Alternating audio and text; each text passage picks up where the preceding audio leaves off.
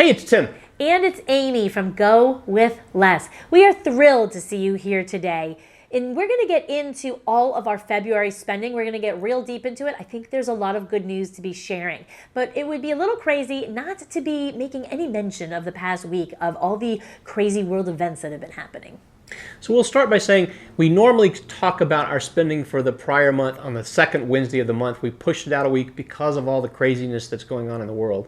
And so for us, we actually are getting on a plane tomorrow. We're leaving Phoenix, Arizona. We're going to fly to our car, which is stored in New Orleans, Louisiana, and we will be driving our car or grounded. We won't be on a plane again until June the 1st. And we're going to be sticking to pretty much the southeast part of the United States. So many of our audience and our viewers have offered us places to stay around the world, which is the most generous, incredible thing I could even imagine. Thank you so much. But we are going to be staying local in the Florida to North Carolina-ish region because, again, we have our car and we don't want to be flying anymore. So hopefully by the time you see this, we'll have already taken that flight to New Orleans and we will be happy and in New Orleans. Like, I guess I don't have any wood to knock on, just pretend knock on wood. Okay, so we're going to frame up what happened in February that would be such a big effect on our numbers. And I guess we'll be doing this every month ongoing because each month is very, very unique because as full-time nomads, we're in a different place all the time. So in February, we have talked about this in many videos in the past several weeks. We had a huge cancellation that was a house sit that was designed to start like February 14th or the 15th for a full month. That like kind of sent us reeling and made us make a lot of decisions and fill-ins and go to places we weren't expecting. And we're going to be covering what that meant to our spending in our video. So a lot of the costs associated with that were the additional pieces and parts of getting around. And so obviously going to a sit, we're going to have free lodging when we get to a certain place, but getting there cost us a little bit of extra money, so we'll be talking about that. And we had a 1-month sit from the middle of February to the middle of March cancel. And what that did is it added 3 flights and 5 additional stays to fill in that 1 month. So 4 of those stays were house sits. 1 of those stays was at a hotel in Las Vegas that we stayed in early March. So that will be in our March numbers. But there was a lot that happened when we had that month cancel. And as Tim mentioned, there was a lot of getting from sit to sit to sit kind of in a short amount of time. And we have learned a lot of lessons in the very beginning of our nomadic travel life. And we're going to be taking these into our future life. Things are unprecedented and super weird. And I think it's good lessons to learn. Unfortunately, they were learned very much the hard way. So I think they're unprecedented for basically everybody in the world. For us in our unique situation with being full-time nomads, it's even above and beyond the normal person who would just have a home they could stay in. We have even trickier things that we're dealing with at the moment.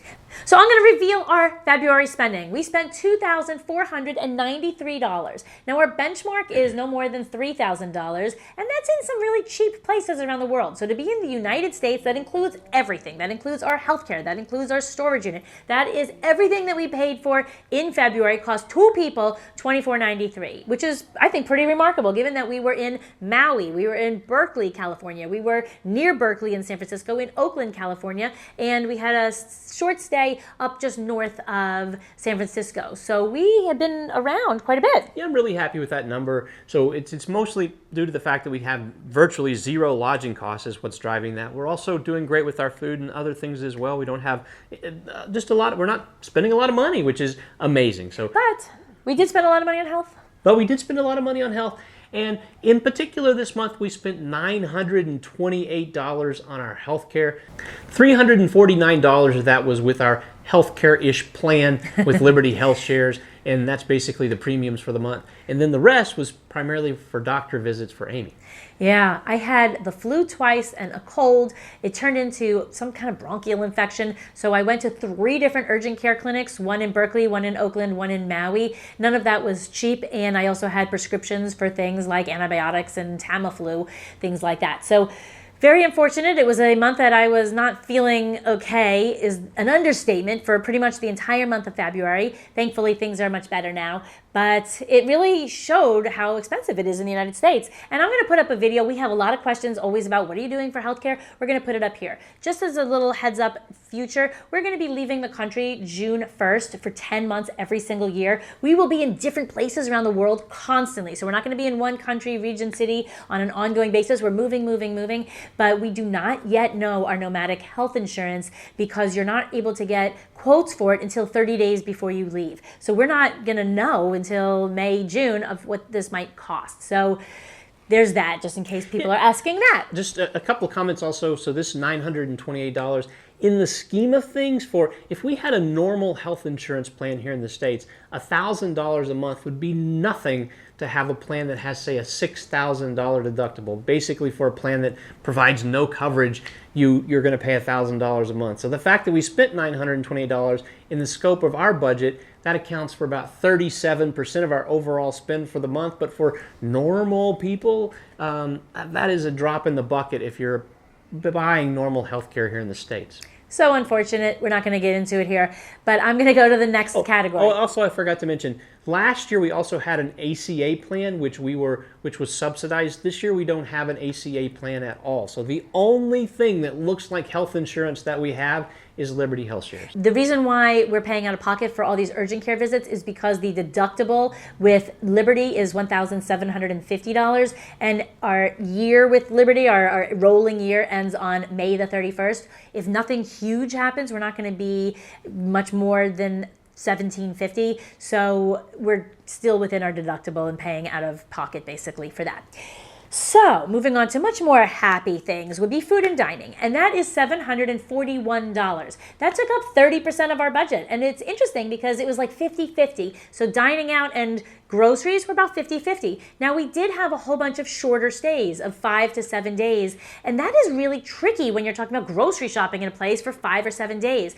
When we go to an Airbnb, we do like to cook like breakfast at home, but we're not making full complex meals at an Airbnb because it's kind of a pain in the butt to get all of your groceries. It's generally cheaper just to go out to eat. Now, I'm going to bear it here and say that I am not a finicky food person at all, but I am a very discerning food person. So the way I look at it is if food isn't delicious, I kind of don't want to eat it. So I want yummy, yummy food. And if it's like a package of mac and cheese or ramen noodles, I'm probably just going to skip that meal. Yeah. I'll eat an apple.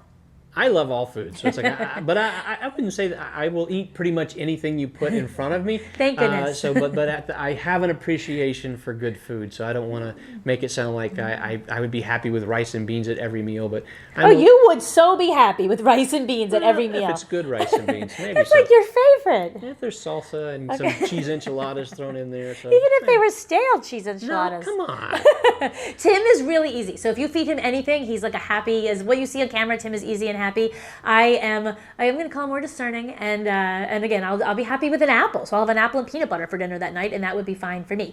But I don't want to have that day in, day out. I do want to go have good food. So we had some great food, though, because we were in some food heaven destinations. Maui has yummy, yummy, yummy fresh fish tacos, and they have this restaurant called Monkey Pod, which has a killer happy hour, and we had the most delicious food at Monkey Pod in Maui. We were just in Maui back in October. We found Monkey Pod. I couldn't wait to get back. So even though I couldn't taste so well, we did save a special meal there, but we had good fresh fish. And when we were in Berkeley and in Oakland, we had some really tasty food while we were there. We were in San Rafael, which is just north of San Francisco. We had amazing Puerto Rican food. Oh.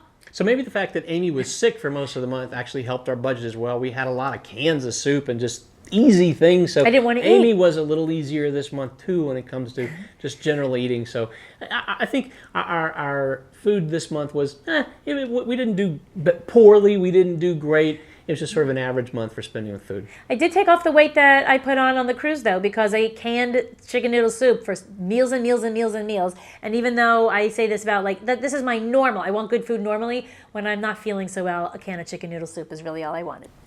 So our next category of spending is going to be transportation, which also includes what we used to call auto. But this includes airfare, it includes rideshare, includes a wide variety of things that have to do with getting around. So last month, we spent $553 in this category.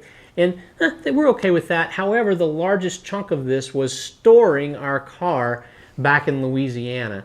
And we spent $243 to have our car in storage, which it sounds bad, and it is bad, but that actually covered 2 months. That covered January and February, so it's not quite as bad as it sounds. But just having a roof over our car costs $243 for the month. And when Tim says it was $243 for 2 months, that's only because the first month is free. If we had the car there ongoing, it would be $243 there every single month. A lot of our audience says, like, why don't you keep a car? Why don't you keep a home? We completely would have liked to have these things as well in our lives, but it is unbelievably expensive. We shopped around quite a bit to find a place as cheap as we did, and it is not cheap. Anywhere you want to be is kind of expensive, whether it's finding a little place to live or keeping your car. And because our intention is to be out of the United States for 10 months a year, we're going to be doing away with our car really soon. We're planning to sell that at the end of May. I will say I'm really excited to get to it on Saturday because it will give us a lot of freedom and allow us to move around and kind of keep more stuff with us and not just schlepping everything on our back. But our car's going to be going soon, and that's it. And it doesn't make sense to keep it because it costs us more than anything else in our whole getting around category, and we didn't even touch it, and it's been in storage. Now, the next thing in our auto and transport is ride sharing. We use Lyft a lot, and we got a membership to Lyft Pink thanks to one of our credit cards, and the number for that was $123. That is mostly getting to and from our hotels, Airbnbs, house sits in Lyft ride sharing, and very minimal otherwise. But when it's two people and we have all of our luggage, if it's like $3 more or $6 more to take a Lyft versus two buses, then we're going to spend the extra $6. So while we're frugal, we're not going to be looking to be as low as possible, and it just made sense for us to take a whole bunch of Lyfts, and we probably spent, I don't know, $50 more, but it was worth it because it was driven door to door with our luggage. We also strangely spent a lot of money on gas this month. So we spent $96 on gas, and we don't have a car. However, at 3 different house sits that we were at, we had access to a car, and so every time the homeowner would lend us their car, when they came back, we made sure it was filled up with gas. And so again, that was $96 to fill up 3 different cars 3 different times. And so that was a good chunk of change that we had to spend on, and we're happy to do that. That's a small price to pay for having access to a car at these sits. And one day in Maui, we rented a car for $45. The owners came back a day early. We let them have their house, and off we went to drive around the island, and we paid $45 for that. And we had 3 additional airfare segments added in February that we paid for in February. Some of them we took in February. Some of those flights we took in March. But that cost $34 in fees, but we used quite a bit of our Southwest miles to take those flights. Those are taxes. So every flight that we take, every segment, we each have to pay $5.60. So it's $11.20 for both of us to fly one so way. Those 3 flights on a free ticket. Yeah. So we took 3 flights. We paid for 3 flights we weren't planning to do in February. Last is public transportation. We normally love public transportation, but I was too sick to be doing anything. So we weren't doing any kind of looking around San Francisco or anything like that. So we had to get to a house sit, and that cost us $14 in our public transportation. Now you're going to take on entertainment, which is really one big thing. Yeah, entertainment. One big fun thing. One big fun thing. We spent $101 on entertainment this month, and $90 of that expense was seeing whales, getting on a boat and going out and seeing whales in Maui. So this is the first time for both of us to be anywhere near a whale in the open water, and it was super, super cool to see these whales in Maui. I think I've been to Maui 5-6 times, and I've always gone between July and October, not whale season. So here we were in February, and I was looking every day that I was able to get to the ocean. We stayed, I don't know, a 5-minute slow walk. We had a dog who walked so slowly, but every time we walked the dog to the ocean, I would be looking for whales. I couldn't find them, but we did go on this trip. It was so cool. It was crazy cool. So we saw them shooting, what's it called? Spray? I don't know, but it's the stuff that comes out of the top of their head. It's air. Yeah, the sprout. It's super cool, whatever it is. We didn't learn much, but we saw it. It was cool. We were hoping to see the whales like jumping out of the ocean. They call it breaching. We didn't see anything like that, but like I said, we saw some cool stuff, and that was awesome. That was $101 for that. Okay, miscellaneous. $90 for that. Well, $101, yes, for the whole category. The other is Spotify and Netflix, and Hulu. And because we had a lot of time recovering in bed, we did watch a lot of TV. Okay, I'm I'm looking at my numbers down below. Sorry for that. Miscellaneous was $73. We bought a gift for $50, and Tim got a haircut for $23. Woohoo! Fabulous, exciting. Yes. Home it is. Home. Our home category. This is just going to be $49 that we spent for storage back in Denver. So this is the storage facility. We actually paid for it all last year. We've amortized it over the year, so we're going to account for it on a monthly basis. Utilities is so low because we don't have a home. This is a good category, $39, and that is for our cell phone service with Google Fi. I'm going to put up a video here because we are big giant fans of Google Fi. Tim also uses Mint Mobile when we are in the United States, so super cheap. We're as happy with their coverage as we've been with paying a lot more in the past with other providers, so there's that video up there. I have something to say about Google Fi. So whenever we went on our cruise, I was able to turn Google Fi on because we were in different countries, and so I turned it on and I was able to use it every time we got off in Jamaica or the Dominican Republic or wherever we were. I could use Google Fi there and get internet access, and so easy, prorated. So that's exactly right. So that was really super convenient, and so we paid for that this month, even though we used it in January. We didn't pay for it until this month. Now it's turned off again for me, and I'm just using my Mint Mobile account. Okay, $9 for shopping. When we're minimalists, what on earth are we going to be shopping and buying? $9. You want to say quickly what that is? So real quickly, I have this virtual machine from Paperspace, and this is a real technical thing, or maybe depending on how technical you are. But basically, I have a Windows machine that lives out in the cloud, and I use our Quicken on it, and I also use TurboTax and things like this. And the reason I have it is so that if my laptop were to be stolen, all of this information still resides in the cloud. I could just do I could use Amy's laptop potentially, or put something on a flash drive that's just a client to load up and go access this thing, and I'd have access to this important information that I need to have out in the cloud. I say that if Tim ever leaves me, I am going back to an abacus. So Tim is super technical. Thank goodness for him, because I am super not.